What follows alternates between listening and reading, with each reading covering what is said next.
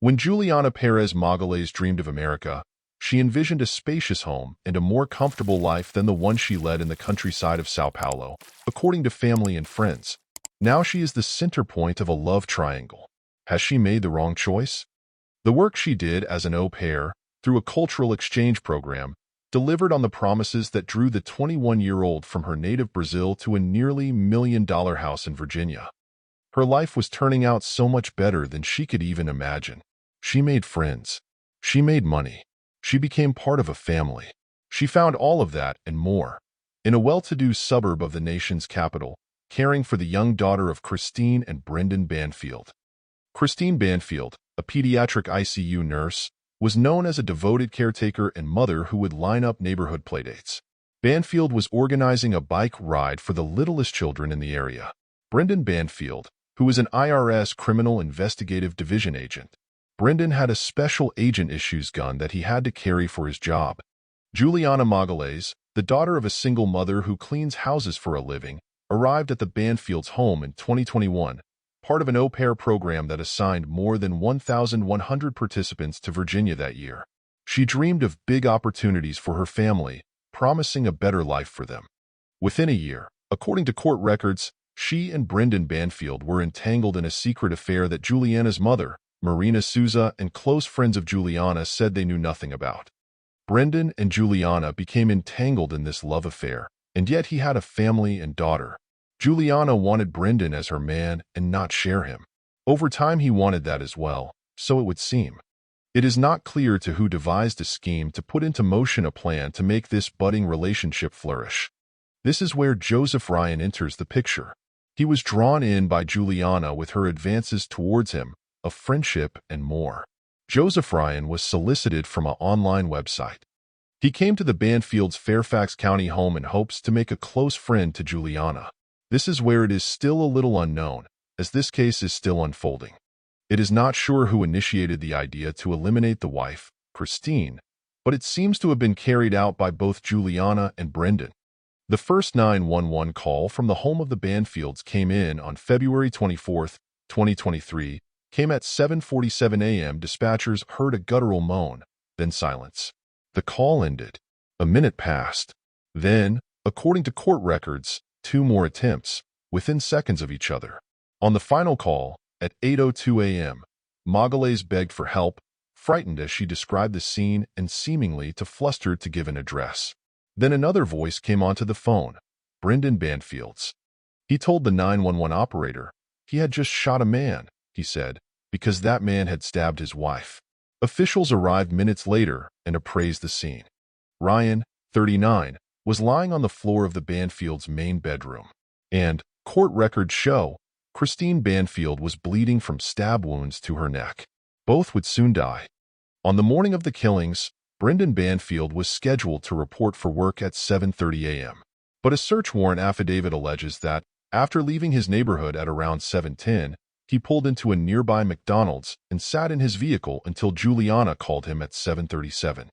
At the same time, Ryan pulled up to the Banfield home for a planned rendezvous with a woman identified in a dating app as Anastasia 9, portrayed in a profile photo on the social networking platform as a petite woman in a one-piece bathing suit.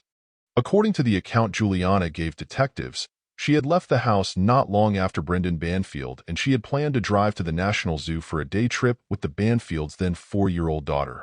But moments after leaving, she realized she had forgotten their lunches in the refrigerator and turned back to retrieve them. She told police that she saw a man walk in as she looked back at the house. She said she called Christine Banfield, who did not answer. Juliana next called Brendan Banfield.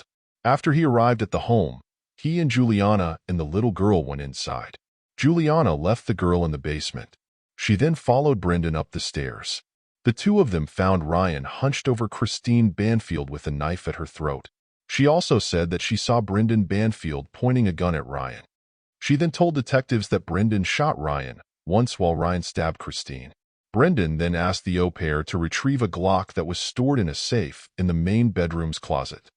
Juliana soon fired the gun at Ryan, she told authorities, though her attorney said in court that the au pair was unsure whether the bullet had hit him. Ryan Campbell, the attorney, also said his client fired because she believed the man posed a threat to her and others in the house. "You have a stranger in the house and a dying woman," Campbell said in court. Mr. Banfield, who is of law enforcement, then shoots him once. When authorities worked to untangle what brought Ryan to the Banfield home, they discovered that, within 8 days of the killings, both Juliana and Brendan Banfield got new phones. The au pair created a new iCloud account, and the husband deleted his account activity. They discovered that the account that Ryan had been messaging with was maintained on Christine Banfield's computer. Instead, they found who had access to a photo used on Anastasia 9's profile and where it originated. A month before the killings, authorities said, Christine sent a picture of herself to her husband, which Juliana's lawyer said she also sent to herself in an email, a petite woman in a one-piece bathing suit. Using Telegram, an encrypted messaging app, Ryan and Anastasia 9 discussed what they would do once they meet each other in person. Prosecutors questioned why she would go into the main closet to retrieve another weapon when Brendan could have fired a second round at the man. Prosecutors added that it made little sense for Juliana to shoot Ryan in self-defense if Brendan Round had incapacitated him. At a hearing in April, a medical examiner testified that the first bullet had at least partially blinded Ryan. Then there were the calls to first responders. Why had more than 10 minutes passed before Brendan and Juliana contacted 911 for the final time? Prosecutors asked. That is not what a person in that situation would do unless they were trying to cover something up, Deputy Commonwealth's Attorney Kelsey Gill said at the December hearing. By the time Juliana was arrested, 8 months after the slayings, she had moved into the main bedroom. A framed picture of her and Brendan Banfield was perched on the nightstand, police evidence photos show, and her clothes hung in the closet once used by Christine. In a sprawling investigation over many months, officials uncovered photos, described as intimate in a search warrant, and evidence of a New York getaway between the au pair and Brendan. This does sound like a love triangle, but one person had to go in order for the triangle to be broken. How exactly did Christine get stabbed is still a close secret since this case has yet to go to trial. Brendan is no longer employed by the IRS. He invoked his right to the Fifth Amendment in response to questions about his alleged ties to the case during a preliminary hearing in April. To this date, no one has been charged in the murder of Christine. Juliana has been indicted for second-degree murder and the use of a firearm in commission of a felony in relation to Ryan's death. Brendan, who was not charged with a crime, was also called to testify in one of the hearings and exercised his right to Fifth Amendment on a number of questions.